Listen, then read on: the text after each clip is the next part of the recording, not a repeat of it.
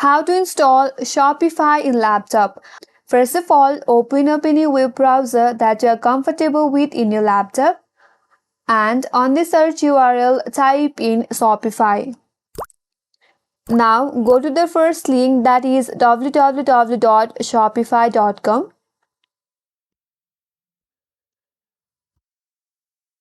Here, once you land on the official page of Shopify, now head over to the top right corner and click on three dot icon.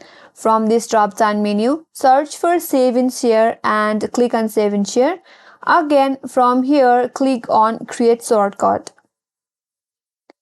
Now you can name your shortcut as simply Shopify and click on Open as window. After that, click on Create. And with that, a shortcut for Shopify has been created in your laptop.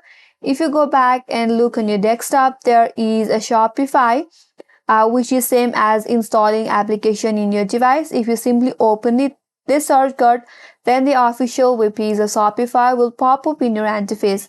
So that was the way to install the Shopify in your laptop. Hope this video was helpful, and if you are new to our channel, make sure to subscribe and do not forget to like, comment and hit that notification bell icon. Thanks for watching, and I will see you on next video.